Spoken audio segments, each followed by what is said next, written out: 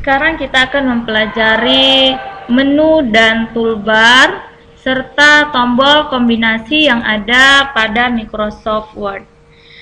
Oke, pertama-tama kita pelajari dulu tentang menu. Nah, menu dalam Microsoft Word itu ada Home, ada Insert, ada Backlight. Kita tinggal klik saja. Nah, kalau kita klik sekali saja pun itu akan muncul toolbar di bawahnya, di bawah masing-masing menu yang kita pilih. Oke, menu Home, kalau kita perhatikan ya, itu ada bold, italic, ada underline, ya. Nah, ini ikon-ikon ini mewakili sebuah perintah B. Nah, dari bentuknya itu kita tahu dia tuh B-nya tebal, berarti itu untuk memberikan efek tebal pada teks. Oke, kalau misalkan kita ingin memberikan garis bawah, berarti kita pilih U, ya, underline. Kita ingin memberikan warna pada teks, maka kita tinggal pilih font color. Nah, jadi pada Home ini, kalau kita perhatikan itu mengarah kepada teksnya, ya. Itu bisa untuk mengadakan perubahan pada teks, misalkan efeknya diberi tebal, atau mungkin paragrafnya akan diberikan tata tengah, teksnya diberikan penomoran, dan sebagainya. Kemudian juga kita bisa melakukan edit pada clipboard ini, ya. Oke, kemudian kalau insert itu fungsinya untuk menambahkan, yang namanya insert menyisipkan, yang menyisipkan. Nah, jadi kalau di sini fungsinya untuk menyisipkan tabel, gambar, ya, kemudian ada seperti ini, ya, bentuk-bentuk seperti ini untuk struktur, grafik, dan sebagainya. Jadi kalau ada objek atau apapun itu yang mau ditambahkan, kita pilih dari insert. Backlight itu ke kertasnya, ke lembar kerjanya. Nah, ini ada text setup, ya. Itu untuk pengaturan kertasnya. Kemudian ini lembar kerja yang dikasih efek watermark, kemudian warna halamannya, ya, lembar kerjanya dikasih warna, kemudian pinggirannya dikasih border, dan sebagainya. Reference itu contohnya adalah penulisan daftar isi secara otomatis, kita bisa menggunakan reference. Mailing itu untuk surat menyurat, ya. Misalkan itu membuat surat banyak, ya, dari itu dipilih dari mailing, atau membuat amplop juga bisa. Ada review, ada view, ya. Nah, itu menu-menu yang ada pada Microsoft Word. Nah, kalau kita ingin memilihnya, kalau pakai mouse tinggal klik saja, maka akan muncul toolbar yang ada di dalamnya. Nah, kemudian jika kita ingin tahu apa fungsi tombol kombinasi pada ikon-ikonnya, kita tinggal tunjuk saja, di situ akan diberitahu, ya. Itu ada tombol Ctrl B, Ctrl I, Ctrl U, ya. Kemudian ini ada Ctrl plus sama dengan, dan sebagainya, kita bisa tunjuk, ya.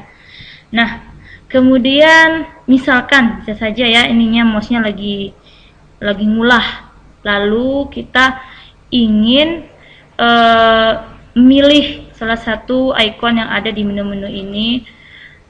Jadi perlu satu aja dulu yang kamu ingat, satu tombol itu untuk mengaktifkan menu itu dengan menekan tombol ALT,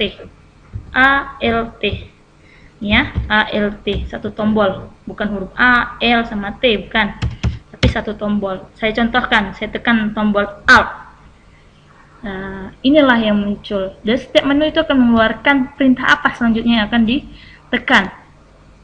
Nah, contohnya Home itu H, yang disuruh tekan, Insert itu N, Backlight P, Reference S, Mailing M, Review R, dan View W. Nah, kita contohkan, misalkan kita menggunakan Backlight, berarti huruf P selanjutnya. Nah, akan terbukalah toolbar yang ada di bawah Backlight. Nah, itu setiap ikon di toolbar itu akan memunculkan tombol apa selanjutnya yang akan ditekan. Nah, misalkan orientation berarti O. Nah, ini kita kan tidak mau mencontohkan bagaimana pemilihannya. Jadi kita batalkan.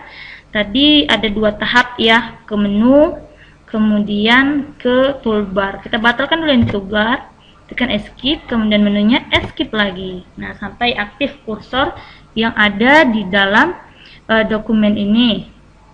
Nah, saya contohkan penggunaan, misalkan penggunaan bold, italic, underline. Nah, contohnya kita buat dulu paragrafnya, misalkan 4,6 kurung, kemudian enter. Nah, itu perintah untuk membuat paragraf secara otomatis. Nah, kemudian misalkan kita ingin memblok paragraf, kita bisa letakkan kursornya di sini ya, di awal, atau dengan tombol keyboard tekan aja Ctrl Home. Lalu ingin memblok satu kata, Ctrl Shift tanda panah ke kanan kalau dia mau mengarahnya ke kanan. Ya, itu tadi saya tekan tanda panah ke bawah. Itu memblok satu paragraf. Nah, saya contohkan lagi, misalkan di sini Ctrl Shift tanda panah ke bawah ya, maka dia akan memblok satu paragraf ke arah bawah. Nah, kalau misalkan di sini posisinya tekan Ctrl Shift tanda panah kanan. Nah, kalau ada yang mau diblok, itu tombolnya Ctrl Shift plus tanda panah kiri kanan ataupun atas bawah. Nah, kemudian kalau hanya untuk berpindah, shiftnya itu dibuang, nggak usah, bukan shift yang ada di keyboard ini ya, yaitu Ctrl tanda panah ke kanan, itu hanya berpindah satu kata. Nah, kalau ke bawah itu satu paragraf pakai Ctrl, tapi kalau tanpa Ctrl tanda panah atas ataupun bawah itu per baris. Oke, tadi kita akan mengubah efek pada paragraf ini. Contohnya saya blok dulu paragraf yang pertama. Dari sini tadi ini tekan Ctrl Shift tanda panah ke bawah. Lalu kita memberikan efek tebal, Ctrl B. Ya. Kemudian paragraf yang kedua kita blok, Ctrl Shift tanda panah ke bawah, itu Ctrl I, itu efeknya miring. Kemudian saya letakkan di sini ya, Ctrl Shift tanda panah ke bawah, lalu Ctrl U. Nah, bisa kamu lihat itu fungsinya. Nah, supaya kamu itu ingat apa fungsi-fungsi tombol, maka ada baiknya kamu membiasakan diri. Kan ada pepatah mengatakan, Allah bisa karena biasa. Oke. Nah, untuk perataan tadi ya, perataan paragraf. Kalau perataan paragraf, kalau udah pengetikan paragrafnya benar, itu dalam satu baris, itu tidak boleh menggunakan enter ya. Maka kita tidak perlu membloknya, arahkan aja kursornya, lalu kita tekan tombol pada keyboard itu, tombol kombinasinya, misalkan untuk mengetengahkan Ctrl E. Lalu untuk membuat ke kiri, Ctrl L. Kemudian rata kiri dan kanan, Ctrl J. Kemudian untuk membuat rata kanan, Ctrl R. Oke. Cukup sampai di sini aja dulu untuk pelajaran hari ini. Selamat mencoba.